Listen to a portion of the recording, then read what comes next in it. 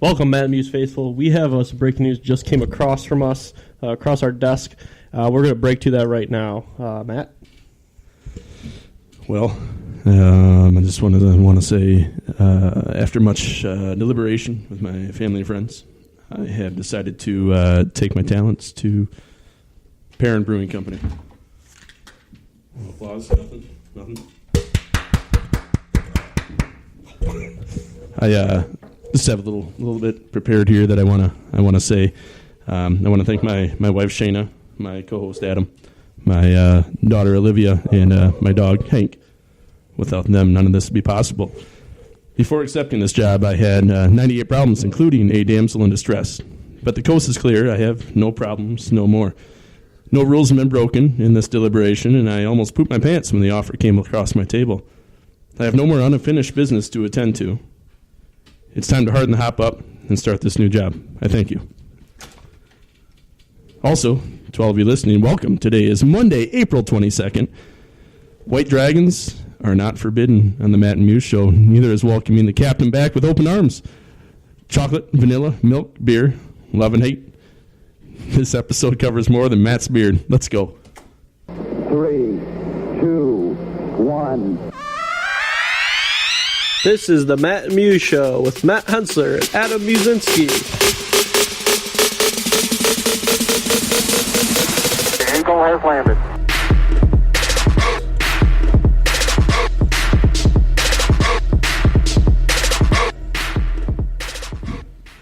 That was some big breaking news to start this show. Huge. I want to thank you for sharing that. I'm glad, everything went over well for you, and I'm glad you made your decision.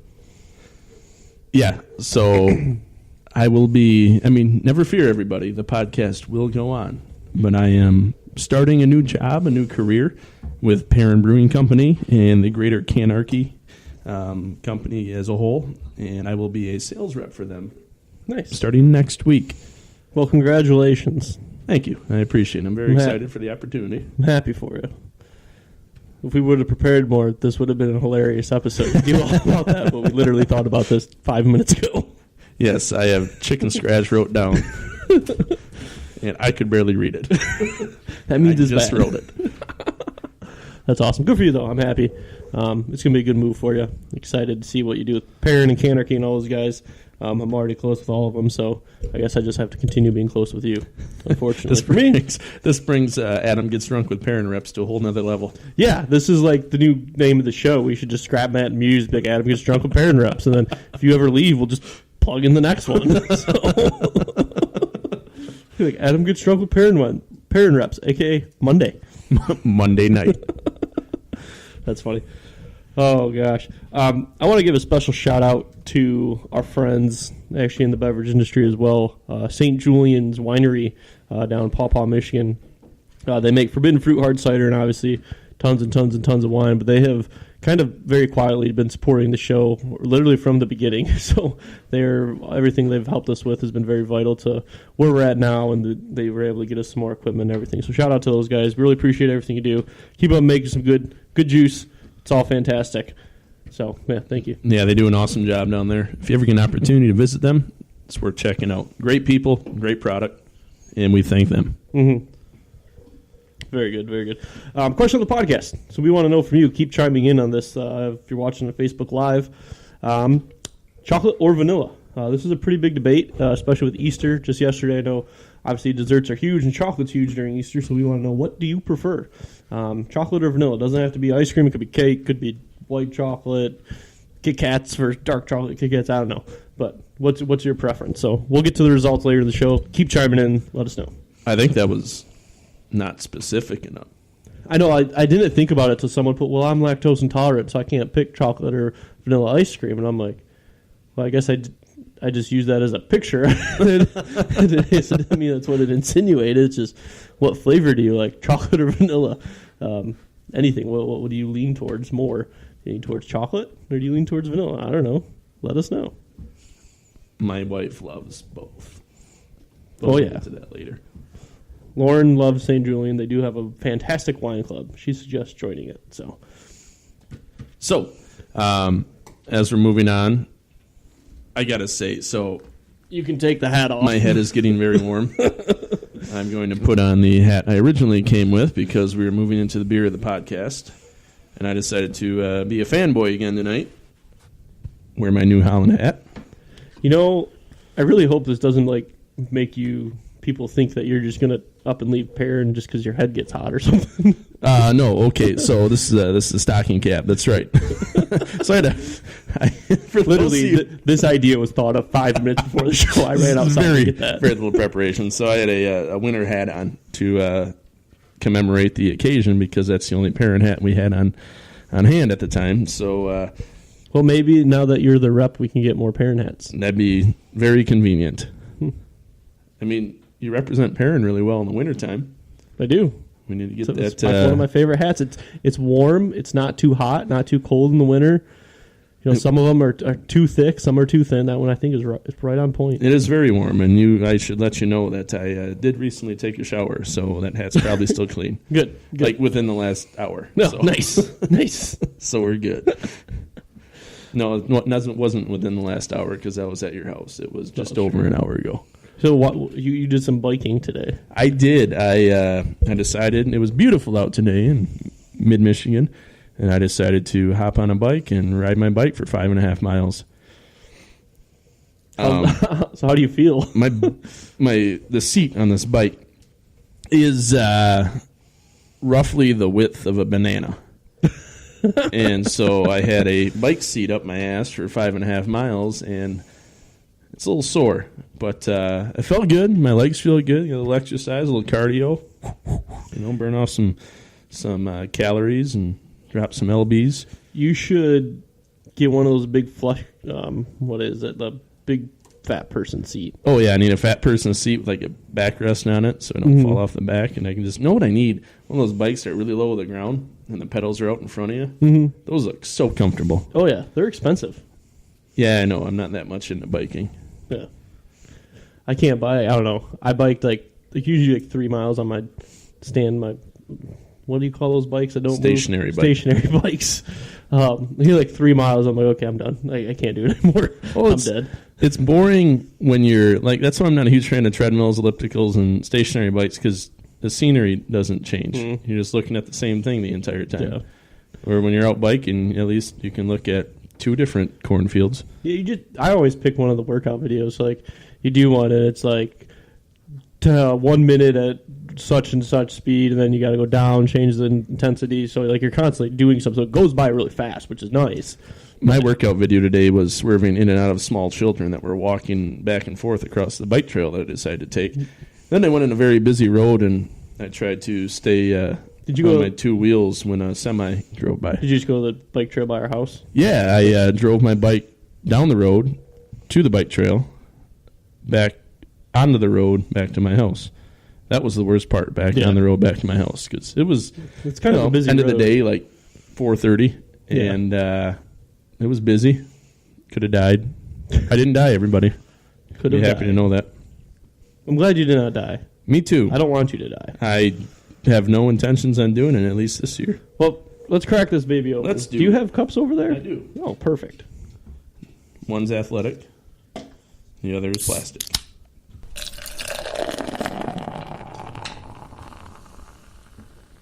You can pour this week because I apparently don't know how.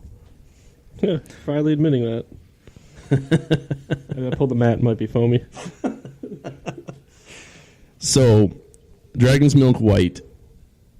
As I've said, 2 weeks ago, I think it was last. No, it was last week. It was last week. It was last week. Dragon's Milk has always been one of my favorite beers. A barrel-aged stout comes in. The newer batches comes in 11% alcohol. Big, huge beer.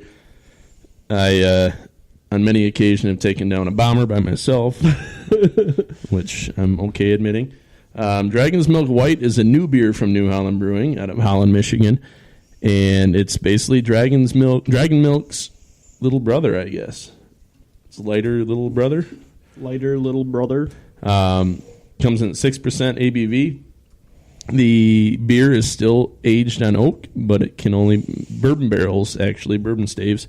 But it can only be aged for, what was it, a month? Mm-hmm. I think it was a month as opposed to several months because if it ages too long, It's no longer blonde in color.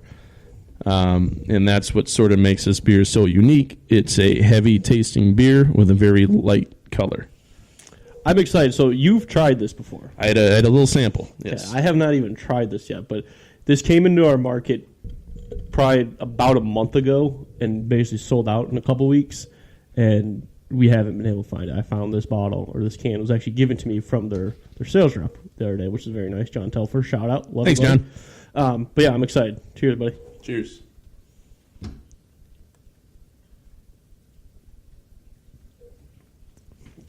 Oh my God.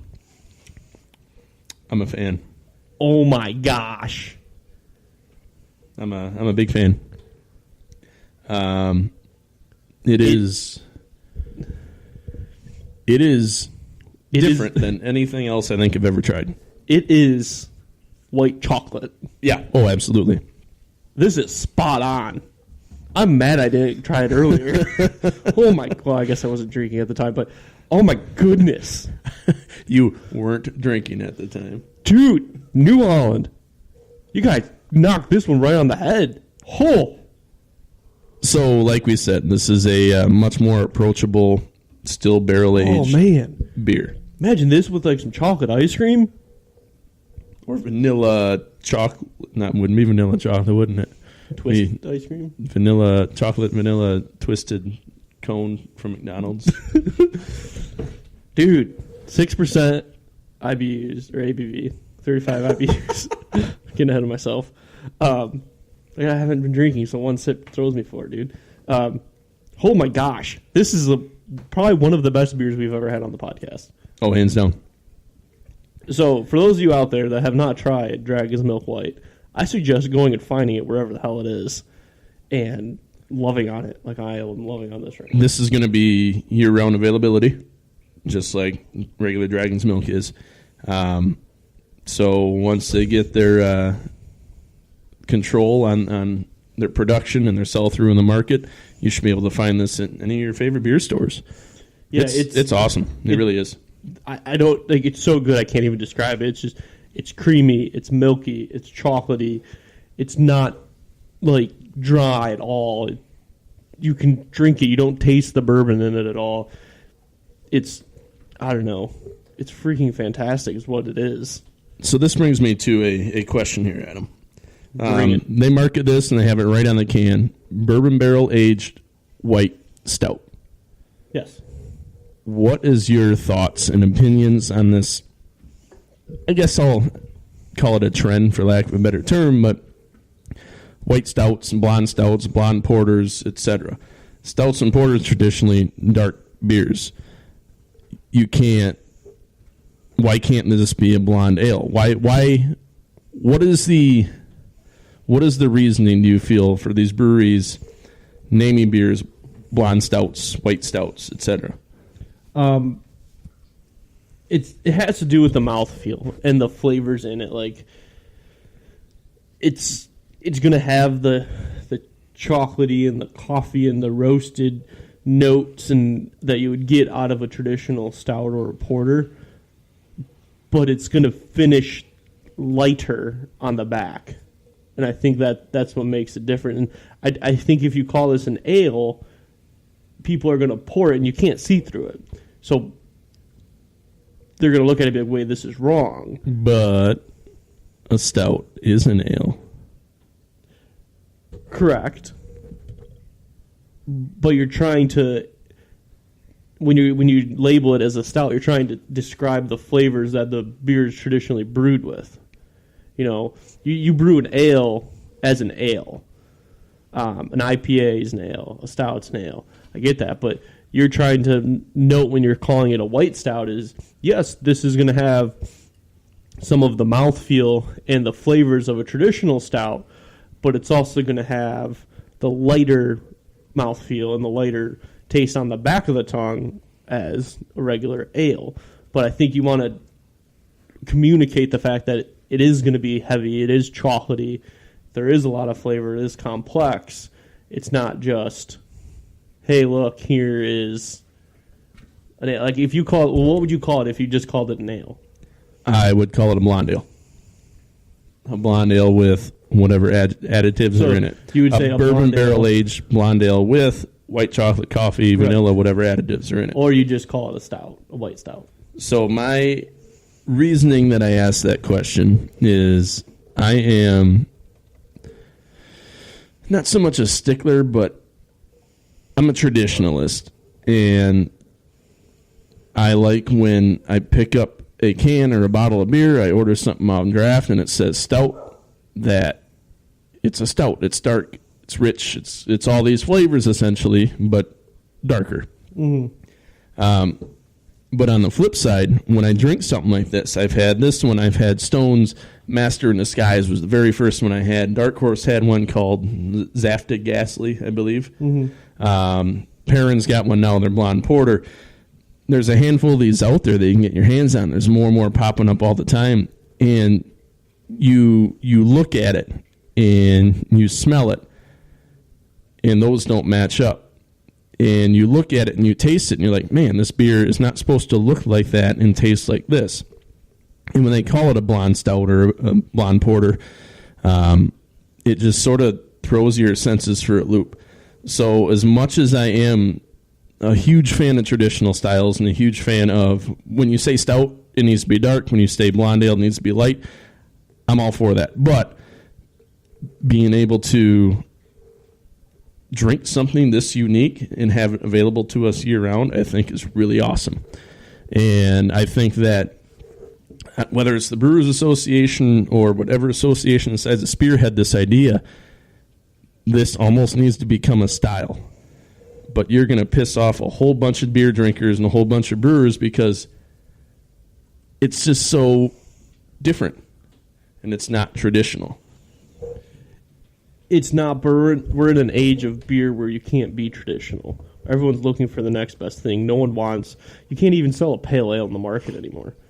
I think in terms of, I'm looking this up as we go because I was not prepared for this question at all. Caught me totally off guard. But something else that makes it why you call it stout. Stout is traditionally has a little more ABV than a regular blonde ale does. A blonde ale is used more for heavier food pairings and stuff like that. Spaghetti, meatballs. While your porters can usually go more desserty. You get more sweeter things, so it's what it complements too. And or red meat. Or red meat. But would you? That's the one crossover though, because you can drink a blonde and have red meat. I think that's a good pairing. But you don't go into a raspberry cheesecake and go, I want a blonde ale. Think of it in terms of wine. I mean, if you think of your stouts and your porters, your richer, heavier, not as sweet beers, traditionally, they go really well with foods that red wines go with. Where your blonde ales and lighter beers like that, not overly hoppy ones, they go really well with foods that white wines traditionally go with. That's how I always did it every time I did a beer dinner. That's sort of how I based it off, is what wines would go with this, what beers also go with it, so that way you have a taste of both. And it's, like I said, though, this is really delicious. It's really awesome, but I like traditional. I was a history major. I love traditional things. I like old style, old school, whereas innovation is king right now, and that's what's taken off. I think that's the reason that these are around. These blonde porters and stuff came out 3-4 years ago, and they came and went because no one really knew what it was. And that, at least in our area, that's just breweries being a little too far ahead of what's going on in our game. We're, like I've been saying, 3 to 4 years behind what's going on the West Coast. But now that it's made it across the United States, here we are. Dragon's Milk, one of the most renowned barrel-aged stouts that's available, comes out with a white stout, and it's just fantastic. Yeah, no matter what we have just said, hats off to you, New Holland. You guys killed it with this beer. Yeah. It's amazing. It goes to the innovation of the millennial generation that is drinking currently in their early 20s is wanting what's new, what's next. Like, I've had this. What else is out there? Like, they try this, they're going to want something else. They're going to want something else. They're going to want something else. They're not going to drink the same beer twice. Or I think our generation, the older generation of ours, are still hanging on to those. Hey, no, I have my core couple beers, and then try everything, but I'll still end up coming back to the same beer. When nowadays all the millennials out there are like, no, what's new? What's next? I don't want to drink the same thing twice. I did come across something on Facebook earlier, and it said, hey, everybody who likes to drink craft beer, it's okay to drink the same beer twice. Exactly. Which I think is really funny. So, kind of sticking with this Dragon's Milk versus regular Dragon's Milk, just to finish off our beer banter here. I'm a huge fan of session ales. Me too. And this one, I mean, it's a little high at 6%, but compared to 11%, it's very sessionable. I think that session beers, one that always sticks out to everybody's head is Founders All Day, was a great addition to everybody's beer portfolio because you can sit around all day, all night, and drink and drink and drink and drink and have something with some flavor, as opposed to domestic light lagers. That beer was market changing because you got past the, hey, I just want to get hammered drunk and give me the beer with the most booze, yada, yada, yada. And now we're coming into an age where, yes, I love my barrel-aged stouts and I love my big beers and my big IPAs and everything. But at the same time, I don't want to be hammered drunk. I have to drive home. Or I have to get up in the morning. So I think, or I have to be driven home and not throw up out the window. Right, exactly. It's something that's coming that I think this day and age drinker is becoming more aware of the police rules on the road and their availability basically to pull you over. And it's not like the olden days where you pulled you over and they just drove you home or followed you home to make sure you didn't get in an accident. You know, now you're 10 grand and a couple days in jail. All right, Adam, this is the third time I've got you this week. Dump it out. I'll take you home. Right, exactly. So I think it's something just people are becoming more aware of their surroundings, which is a good thing. Like, you shouldn't drink and drive. Like, I'm not saying you should, but that's what leads the drinkers to then choose wisely, and that's why they are going more to choose the session ales. Like, I choose, and one of my favorite beers is All Day IPA because I can literally drink a few and I'll be okay, and I'm not going to be drunk off my ass and try and take care of my kids or anything. Like, no, I'm going to have one or two at dinner and life will be good and I'll be fine and won't wake up with a hangover, which is actually freaking awesome. I hate being hungover, but I still find myself drinking beer almost every week. So I guess I'm not a good learner. I understand. Dude, it literally, like, not drinking for a while is the best thing to do because now it's like, I don't want to be hungover. I don't need to just sit here and pound Corona for no reason. Why? Not being hungover is awesome. I mean, let's be honest, though. At some point in the near future, we'll probably sit here and pound Coronas for no reason. Well, yeah, but... Yeah, we will. But I understand what you're saying. Yeah, but we will do it in the correct time and place and then accepted time and place for it, not where you just do it because it's Wednesday. It's Wednesday. It's Corona Day. It's Wednesday. Corona Day is every day, baby. All right, let's get into some current events, some sports, some exciting things. Especially for us, Hockey Town, Detroit Red Wings. Hockey Town. The captain's back, baby. Yeah, for whatever reason you haven't heard this yet, turn on Living any under a rock news network in the state of Michigan. Hey, we broke it before ESPN. We broke it before that major news network owned by Disney. Ha! Take that, Mickey Mouse. Oh. Why don't you go eat at Waffle House with Andy Reid? I'll beat both of you up over there. You can't beat up Andy Reid. You can't beat up a cartoon character. He's at Disney. Yeah, So there's people dressed up as him. It's just, him and Andy Reid can go to Waffle House, and I'll be sitting there waiting for him. And while they're reading over the long-ass menu that no one gets, I'll take care of the business. I have never been to a Waffle House. Neither have I, actually. I've never stepped foot in one. But You seem to be an expert on the subject. no, Andy Reid's play menu looks like a Waffle House menu. And I swear to God, his headset is constantly saying what he's going to eat the next time the camera pans off of him and someone's sitting there with, like, Belgian waffles and strawberries. And it's like, here you go, Coach Reid. And he's like, And then he holds the playbook up so you can't see his face as he wipes off with the sour cream, the Cool Whip, and he orders his next thing: French toast this time, please. I do love me a good Belgian waffle. Oh, I do. I had waffles for breakfast or dinner. I love waffles. Don't get me wrong. I love waffles. I don't like Andy. Are you one of those guys? I don't like Andy. You're one of those guys with the waffle that you have to fill every square with syrup. No, I just pour it on there and eat it. Yeah, my wife, she likes to put a certain amount of syrup in each square. Okay, but then when you cut it, what happens to that syrup? It goes all over the damn plate. Exactly. That's what I tell her, but it looks pretty. And it gives her... She's not posting it on Instagram, so it must not look that good. She's not one of those people. She should be. I'm glad she's not. You know what? No, have her do it, just for kicks. No, you do it. Next time you guys have waffles, go throw it on the Matt Musz page. Be like, hey, this is Shayna's waffle. This is Shayna's waffle. It looks pretty. This is Matt's waffle. It's already half gone. Exactly.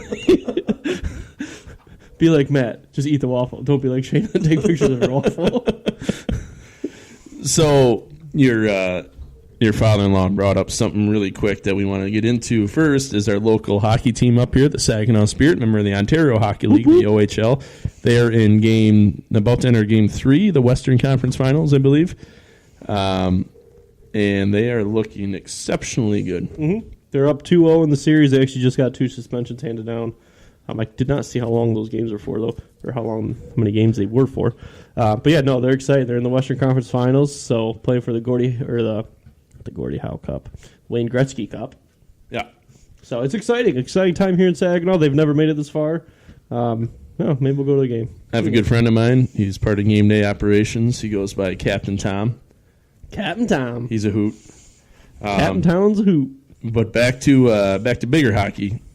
Steve Yzerman back in Detroit. What are your thoughts? Your initial thoughts of him coming back? I was kind of expecting it, but I was ecstatic because seeing what he was able to do. I mean, granted, it's not the same exact situation here, but seeing what he was able to do with Tampa Bay and turn them into not necessarily a dominant team, but a force. They're a force. I mean, people don't roll them over. I mean, they've turned into a program that's respectable. They just got swept out of the first round by the 8th seed. They did.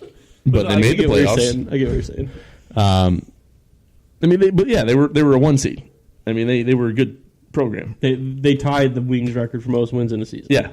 So having Yzerman come back, having him be able to build a program against a solid young core of players here in Detroit, some really good players coming from the minor league affiliates. I think that there's a lot of potential. I think he's going to make some smart moves, and I'm happy to have him back. And he loves it here. I mean, He does. Exactly. He's got 2 daughters that both go to college in the state of Michigan still. I mean, I feel like we talked about this 6 months ago. Yeah, we did. All the reasons for him to come back. Yeah.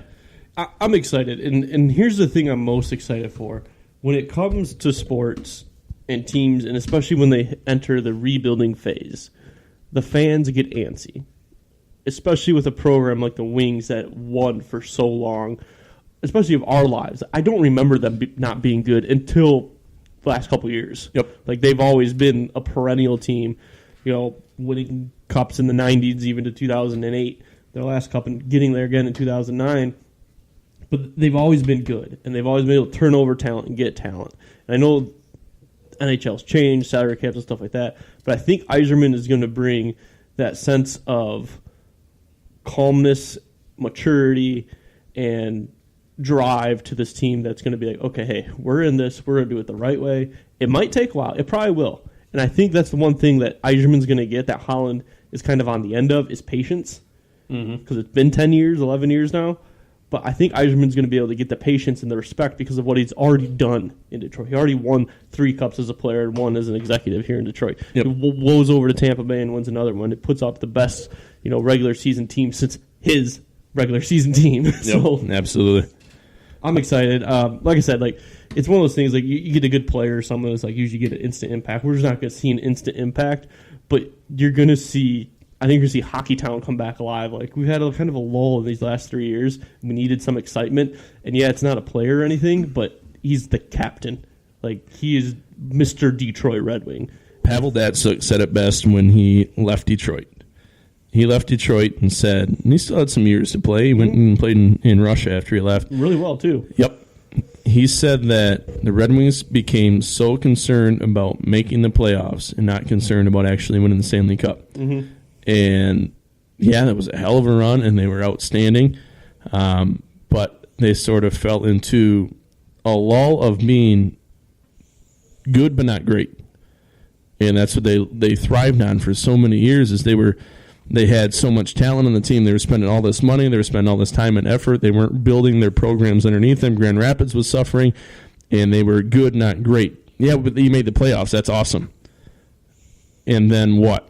There was never that next step for almost a decade. Yeah. And, yeah, Detroit fans were pissed that we didn't make the playoffs in that 1 year. Was it 3 years ago? Mm-hmm. But it was necessary. It wouldn't have done anything. No, it was so necessary. Yeah. And hopefully this is a step in the right direction. I can almost guarantee that it is. It's Steve freaking Yzerman, man. Yeah. He's going to do a good job. But again, it's going to take time. It's going to take patience. We do have a young core. We do still have some veterans that we have to work through our contracts and whatnot, which is fine. But he's going to demand the patience that position needs to be successful. And that's when I'm excited. I'm excited for these next 5, 6, 7 years of Detroit hockey. I think we have a great minor league team. We got guys in the system. It's exciting. It's fantastic. I'm pumped. I can't wait for hockey season again. And by system, he doesn't mean penal system. He means minor league hockey system. Exactly. We do not have guys in prison. The playoffs are going on. And just a quick note, then we'll move on, is the first time ever 2 number 1 seeds got beat by 8 seeds, and they were both swept. Yeah. It was across all sports. It was nuts. Fantastic. One of those teams that lost was Tampa Bay Lightning, which is why Yzerman all of a sudden was able to get hired by the Wings, which is fantastic. But, no, I'm good. I think it was funny the New York Islanders thought they had a chance at him, or Rangers, whatever one it was. Like, oh, yeah, we're going to go interview Steve Yzerman. Like 2 days later, all of a sudden there's a press conference in the Joe or LCA.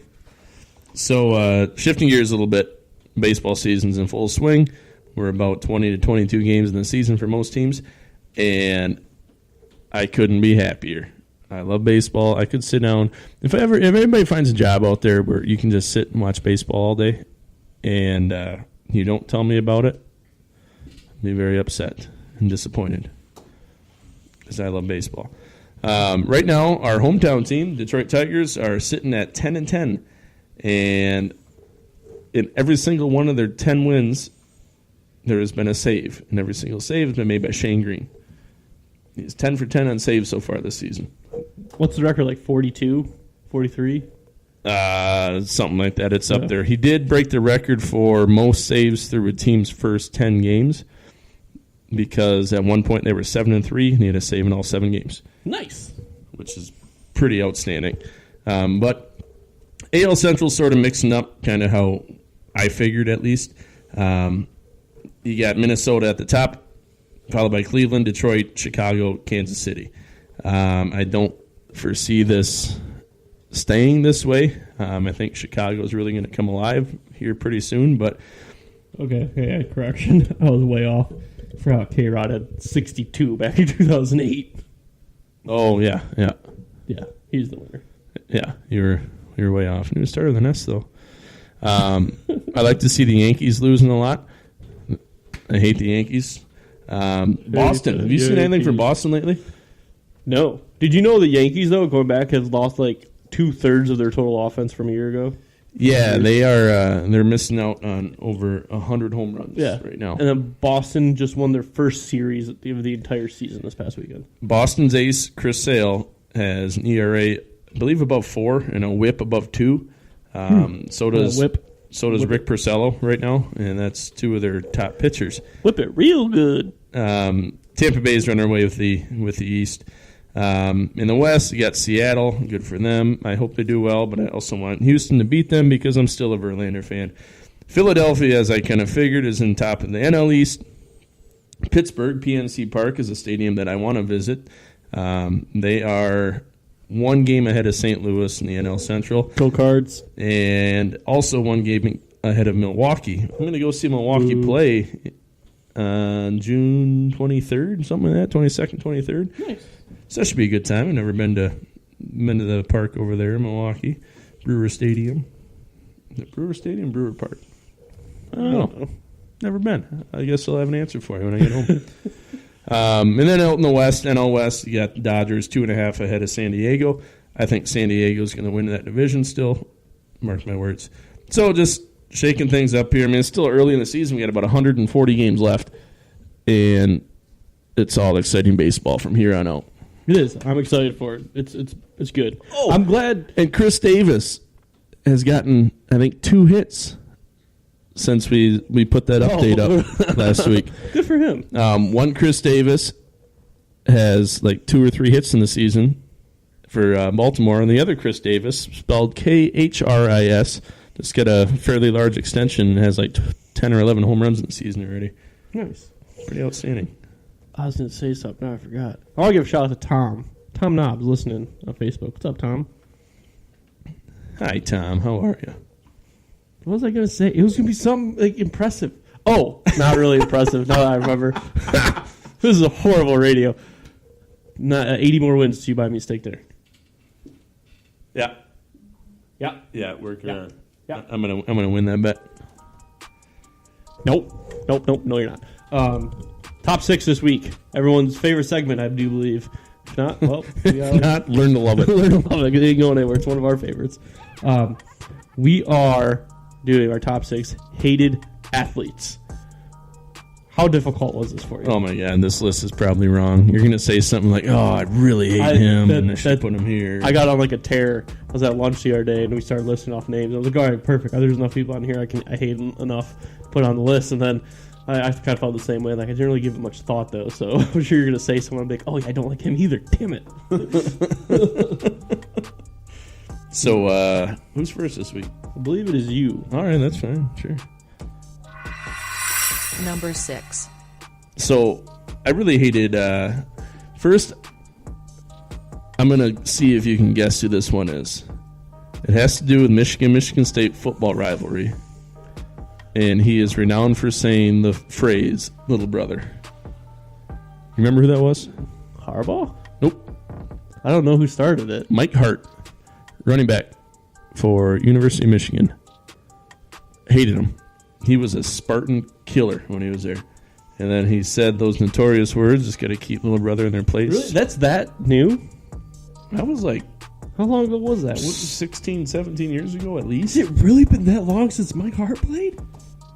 So I hated him because he just destroyed Michigan State. And I put him at number 6 because 2004 to 2007. So When I was in college. Yeah, Dang, 12 years. I feel old. Thanks, ass.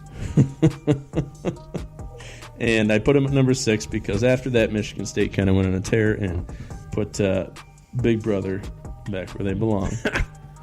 Yeah, I hated him. That's funny. I really did. All right. My number 6.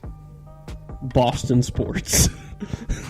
I hate the Celtics. I hate the Bruins. I hate the Patriots. The only reason I don't completely hate the Red Sox is because I was on the Red Sox in Little League. But I hate them all. I was looking, I'm like, I should put Tom Brady. I should put Larry Bird, Paul Pierce. And I'm just going through that Zdeno Chara, big-ass dude that plays for the Bruins. Like, I hate them all. I'm like, screw it. Just put in Boston sports. Love the city. Fantastic city. Go visit. It's beautiful. Just don't watch their sports.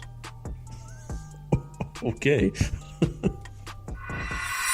Number 5. This is a good tie-in because I hate Tom Brady. I'll leave it at that. I know I have a lot of people that are going to oppose me, Oh, yeah. but I think I hate him because he's good, successful. I hate Tom Brady.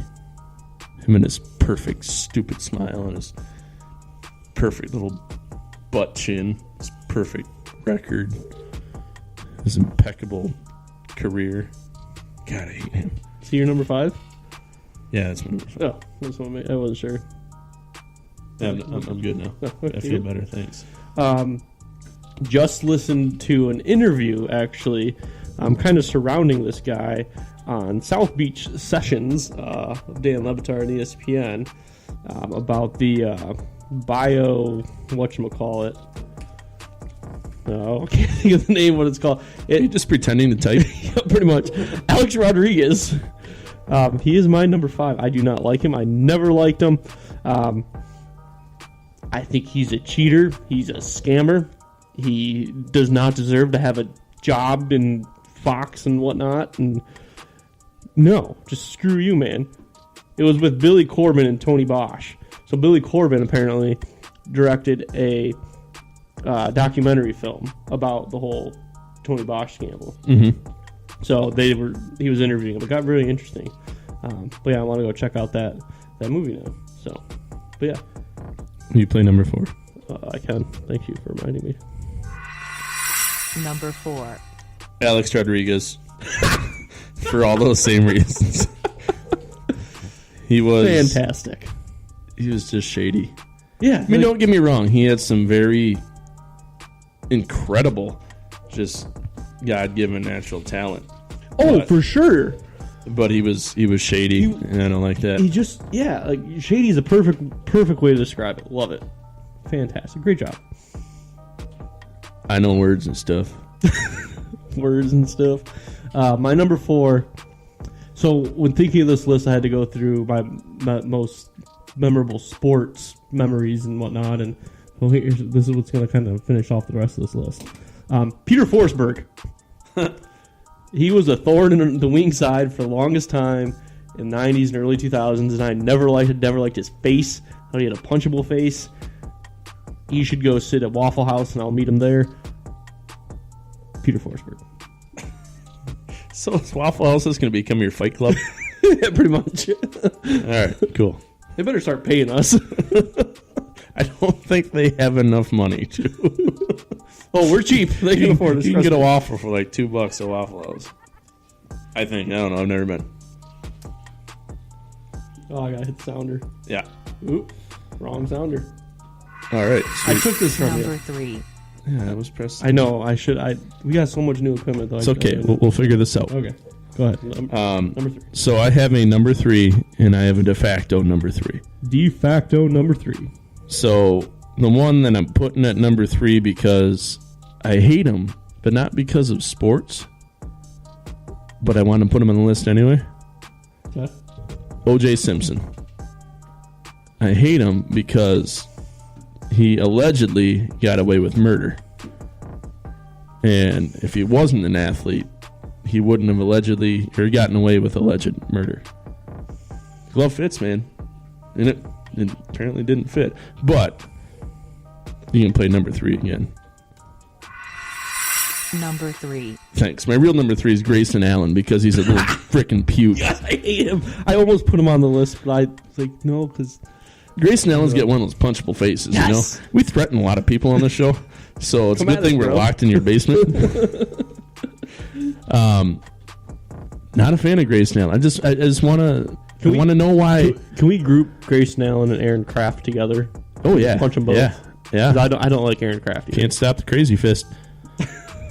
So I want to know why Grayson Allen thought it was okay to trip people Multiple times. like 8 times in his because career. he's a spoiled rotten asshole. That's why. Do not like him. He just, ugh. You look at him, you're like, oh, look at that kid. He's not good at anything. And then he drops Spoiled brat. 15 threes on you. Look at me, my hair. Give me my stupid face, man. God, Grayson. Bet she's doing really well in the G League. I think he's actually on a league. Well, you do your number 3. And My number 3. Patrick Waugh. As you can see where I'm going with this list. Patrick Waugh. I do not like Patrick Waugh. Never liked Patrick Waugh. He's a whiner. He's a complainer.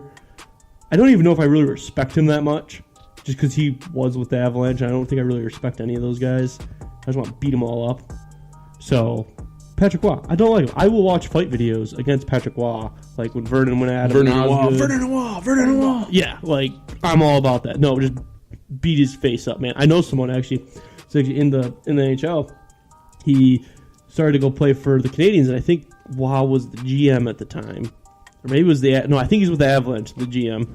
The Avalanche or coach or something. And he's like, dude, that guy is just an asshole. You know, he ended up, like, finishing out his 2-year contract and, like, did not want to re-sign with them at all. It was very interesting. I should bring him on. I should give him a holler. It's funny that you say... Why don't I think about these things? That's something... Just write that down. FT it. Call FT my it. friend. Call your friend. You're gonna write the Number name, you're gonna 2. forget the name. Number 2. I wrote down Pat Roy, which is short for Patrick Waugh. For exactly the same reasons. This is not a very good list. I hate Patrick Waugh. He's just a wing killer, man. Yeah, He was a good goalie. Don't get me wrong. He's very good, but I don't respect him, though. no. There's a lot of people that I don't like that I will respect. I do not respect him. I love when he got beat up by Mike Vernon. All That right, was awesome. my number 2. This is going to get really controversial here, okay? But I've held my ground on this for the longest time, and I'm going to continue to hold my ground on this. I very well dislike and hate Phil Mickelson. I'm sorry. I do not like the guy. You don't have to apologize to me. I am not Phil Mickelson. I know, but you like Phil Mickelson. I think he's entertaining to watch. I do not. I think he's a thieving little asshole. Did you see before the Masters, he was doing a video. He goes, I'm just going to swing as hard as I can. Yeah, where'd he finish? Guess what? No one cares because Tiger won. Tiger's the best, and you suck. Well, I know I suck. No, Phil sucks. Not I mean, you. he I still like made you. the cut. I could have made that cut. I don't think so. Want to bet? I've seen you golf. Wow, thanks, man. I would love to see you get 3 over at Augusta. I could do it. It's not a scramble. Like, Oh, it's- damn.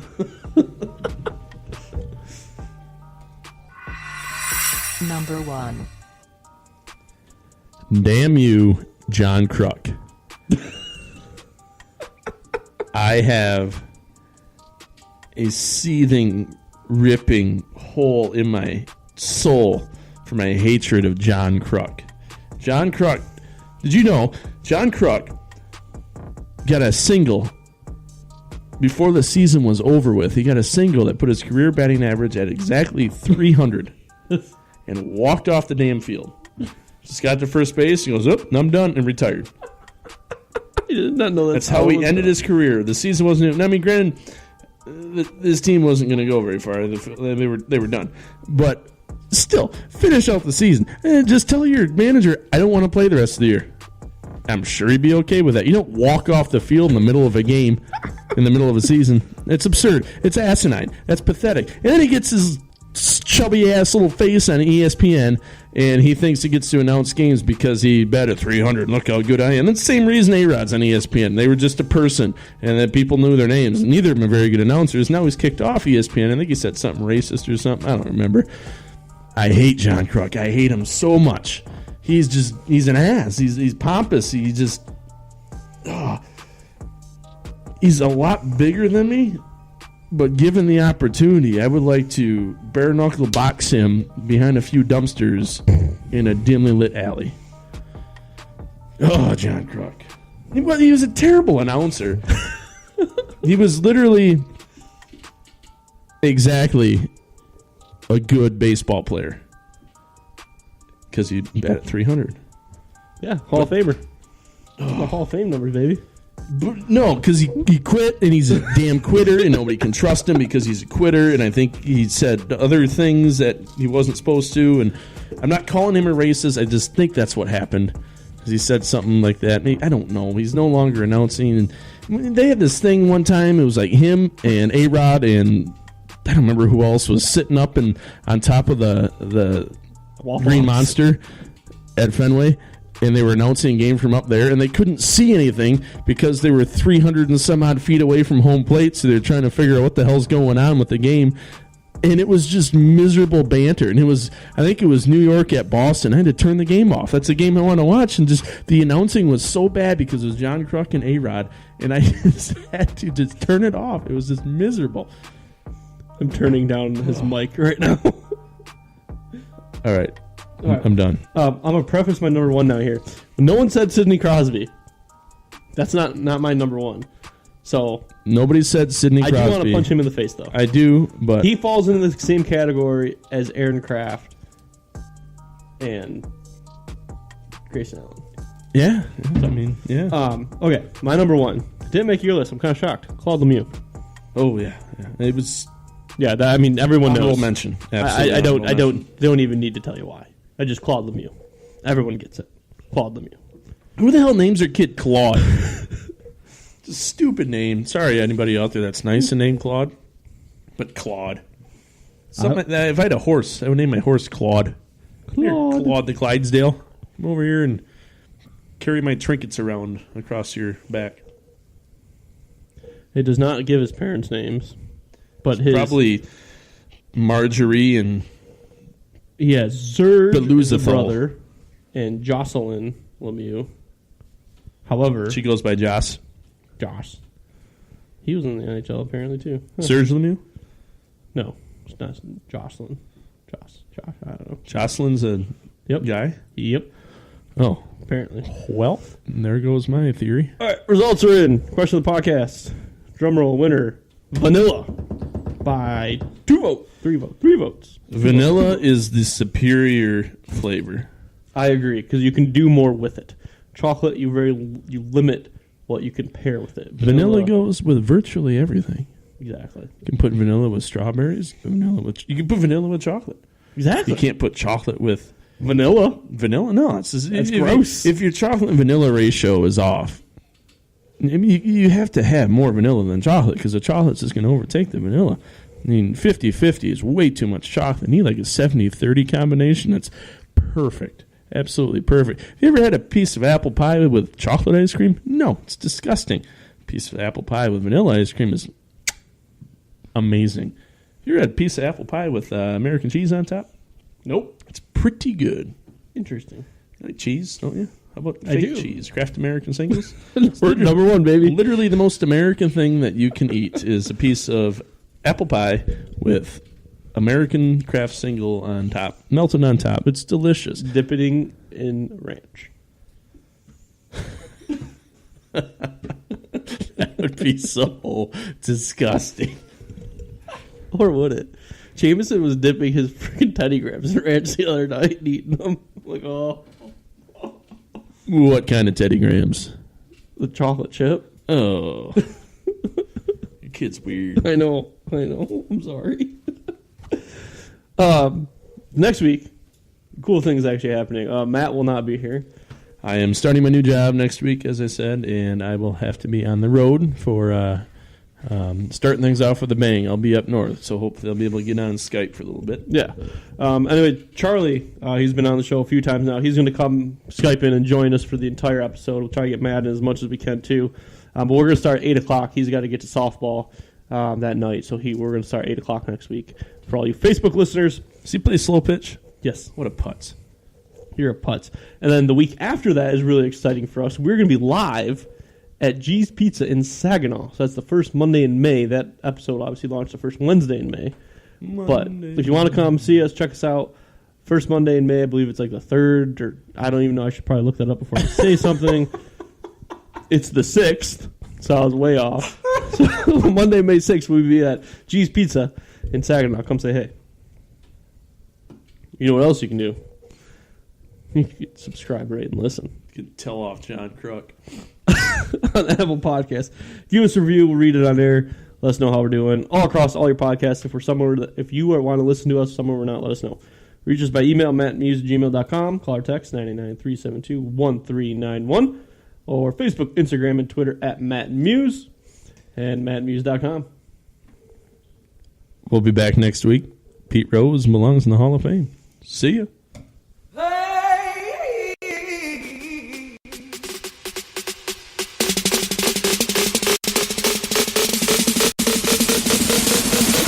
Thank God that's over.